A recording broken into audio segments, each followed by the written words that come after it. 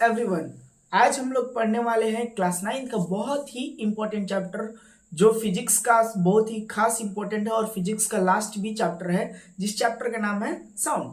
तो ये साउंड के चैप्टर को पढ़ने से पहले हम ये सोचते हैं कि साउंड हम लोग कहाँ कहाँ एहसास करते हैं। साउंड जो है कि हमारे लाइफ से बहुत रिलेटेड है। जैसे अगर मान लो कि हम सुबह उठे तो सुबह उठते हैं तो किसके हेल्प से उठते हैं? अलार्म के हेल्प से। या फिर आप लोग तो उठते होंगे कि मम्मी आती होंगी और चिल्लाते चिल्लाते आती होंगी और आप जगते नहीं होंगी तो ऊपर से चमाट लगता होगा फिर उठते होंगे, तो वो अलग बात है। तो हम लोग कहाँ से उठते हैं? सुबह उठते हैं, अलार्म बजा, फिर स्कूल पहुंचे, स्कूल में बेल बजी, प्रेयर हुआ, वहां पर भी प्रेयर हुआ तो माइक्रोफोन से हुआ, वहां पर बॉक्स लगा, साउंड वहां से भी प्रोड्यूस हुआ। फिर क्लास में गए, अटेंडेंस हुआ तो टीचर ने नाम लिया तो वो सुनाई दिया तो हम वहां पर रिएक्ट किए। लेकिन इतने सारी चीज होने के बावजूद क्या कभी आपने ये सोचा है कि ये साउंड आती कहाँ से है? तो इसी के बारे में आज हम लोग पढ़ने वाले हैं। जिस साउंड की जो कहानी है वो वाइब्रेशन कहती है। तो चलिए हम लोग शुरू करते हैं। तो हमारा जो चैप्टर है वो उस चैप्टर का नाम क्या है कि साउंड। साउंड क्या है कि साउंड एक क्या है, एनर्जी का फॉर्म है। कि साउंड क्या है? एक एनर्जी का फॉर्म है जो क्या क्रिएट करता है? सेंसेशन क्रिएट करता है। और क्या चीज का सेंसेशन क्रिएट करता है? हियरिंग का। यानी कि साउंड एक एनर्जी का फॉर्म है which create sensation of hearing when it reaches to our ear. यानी कि जब ये हमारे कानों तक पहुंचता है तो ये एक सेंसेशन क्रिएट करता है और जिसके वजह से हम क्या कर पाते हैं? कोई भी चीजों को सुन पाते हैं। अब ये जो साउंड है ट्रेवल कैसे करता है? तो साउंड जो होता है वो sound travel in the form of wave from one place to another. जैसे कि यहाँ पर हम एग्जांपल देख पा रहे हैं कि हमारे पास क्या है, एक डॉग है। ये डॉग क्या कर रहा है कि जब यहाँ पर ये डॉग भौंक रहा है तो इसके जो आवाज है वो एक फॉर्म में यहाँ से क्या हो रहा है कि वेव के फॉर्म में यहाँ से इस लड़की के पास पहुंच रहा है। तो यहाँ पर हम क्या देख रहे हैं कि साउंड एक जगह से दूसरी जगह ट्रेवल किसके फॉर्म में कर रहा है? तो वेव के फॉर्म में ट्रेवल कर रहा है। यानी कि साउंड को एक जगह से दूसरी जगह जाने में क्या चीज की सहायता लेनी पड़ रही है? वेव की सहायता लेनी पड़ रही है या फिर वेव के फॉर्म में ही ट्रेवल कर पा रहा है। जैसे साउंड का एग्जाम्पल क्या है कि बेल रिंगिंग, यानी कि जो क्लास में स्कूल में घंटी बजती है वो बेल का बजना। या फिर हम लोग क्लास में क्या करते हैं? गप करते हैं, बातें करते हैं जिससे टीचर बार बार डांटते हैं। तो ये भी क्या चीज का एग्जाम्पल है? कि साउंड का एग्जाम्पल हुआ। तो आगे बढ़ते हैं कि अब आगे हम देखते हैं कि जैसे कि साउंड ये प्रोड्यूस कहाँ से हुआ। साउंड तो हम समझ लिए कि ये साउंड हम हाल बोल रहे हैं, मैं बोल रहा हूँ, वो आप लोग सुन रहे हैं, तो ये भी मैं बोल रहा हूँ, जो सुन रहे हैं आप वो क्या है? साउंड है। तो ये आखिर प्रोड्यूस कैसे होता है? जैसे कि कभी आप लोगों ने महसूस किया होगा कि जैसे इस पेन को मैंने यहाँ पर मारा, या फिर घर में कोई चिमटा होगा तो चिमटा को जब हम लोग मारते हैं जिसको ट्यूनिंग फॉर्क जो अलग होता है, या फिर चिमटा या फिर कुछ भी, जैसे कि क्लास में बैठे हैं और क्या किया हम, क्लास के बेंच पे एक रूलर को रखे, स्केल को रखे और जोर से उसको खींच के छोड़ दिए तो वो क्या करेगा? अपनी पोजीशन पे ही वाइब्रेट होगा और जब तक वाइब्रेट होगा वो आवाज सुनाई देगा ही देगा। या फिर वो नॉर्मल समझते हैं कि क्या होता है कि अगर हम लोग तो बहुत करते थे कि क्लास में बेंच पे हम लोग 3 दोस्त बैठते थे, वो क्या करता था कि एक दोस्त कान लगा देता था बेंच के पास और 2 दोस्त हम लोग जो थे वो क्या करते थे? बेंच को बजाते थे। तो अगर धीरे भी बजाते थे तो वो उसके पास जो साउंड था वो उसको सुनाई देता था। क्यों सुनाई देता था? क्योंकि जब हम बेंच को स्ट्राइक करते थे हम लोग तो क्या हो रहा था कि वहां पर बेंच में वाइब्रेशन हो रहा था और वही वाइब्रेशन जो होता था वो उस वाइब्रेशन की वजह से क्या होता था? साउंड क्रिएट होता था। यानी कि हम यहाँ पर क्या समझे कि साउंड कैसे प्रोड्यूस होगा? तो sound is produced by vibrating object. कि कोई भी साउंड कैसे प्रोड्यूस होगा कि जब क्या करेगा? ऑब्जेक्ट वाइब्रेट करेगा, यानी कि ऑब्जेक्ट में वाइब्रेशन होगा तो साउंड क्या होगा?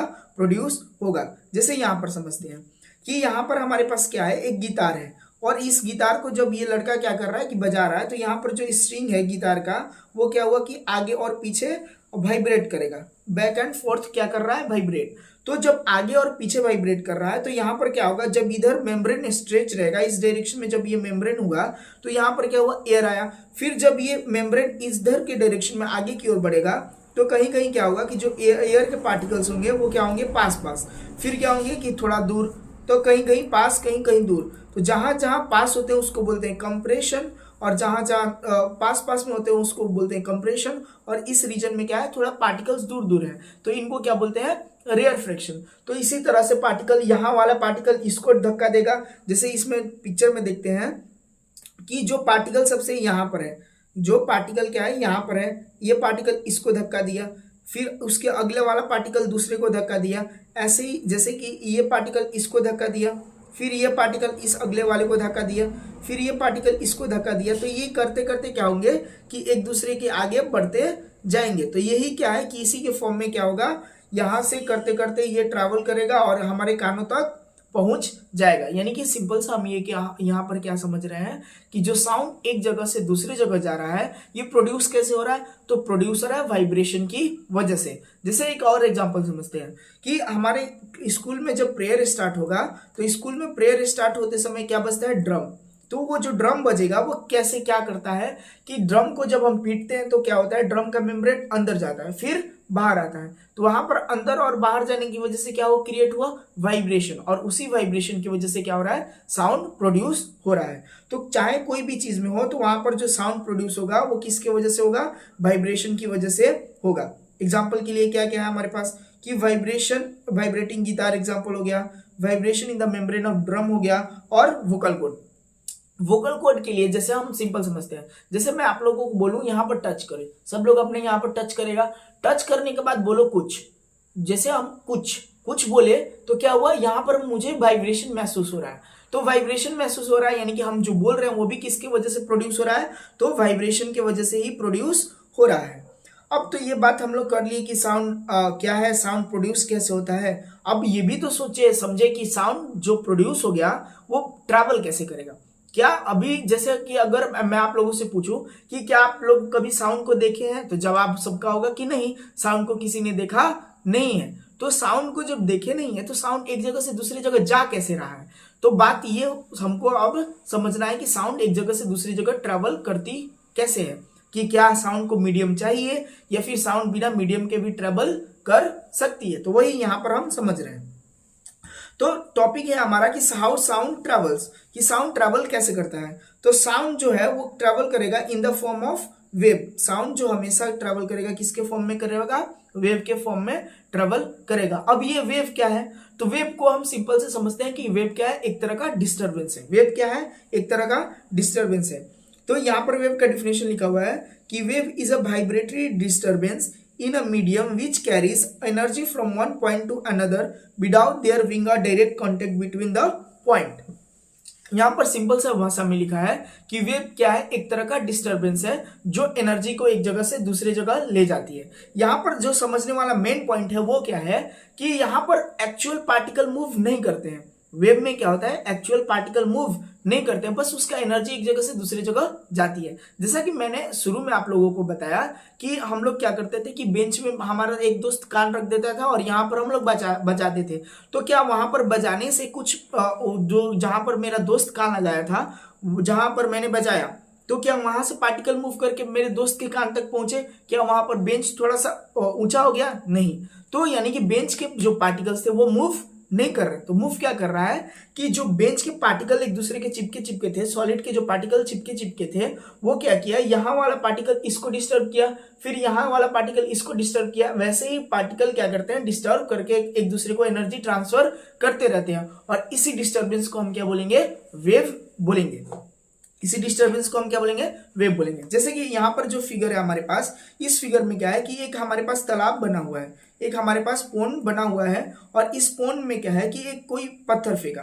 यहाँ पर पत्थर फेंकने से क्या हुआ कि इसमें रिपल्स बनता है। क्या होता है कि एक पैटर्न, ऐसा पैटर्न बनते रहता है, और इसी पैटर्न को हम क्या बोलते हैं, रिपल्स। तो ये पैटर्न क्यों बना, कि क्या यहाँ का जो पानी था वो सारा का सारा पानी इधर आ गया, ऐसा भी नहीं है। कि बस क्या आया कि यहाँ पर जो पत्थर फेंकने की वजह से जो डिस्टरबेंस हुआ था, वो डिस्टरबेंस क्या हो रहा है, मूव होके किधर की ओर आ जा रहा है, इधर की ओर आते जा रहा है, और इसी डिस्टरबेंस को ही हम क्या बोल रहे हैं, वेव बोल रहे हैं। तो हमारा जो साउंड था, हमारा जो साउंड है वो भी कैसे ट्रेवल करता है, तो इसी वेव के फॉर्म में एक जगह से दूसरी जगह ट्रेवल करता है।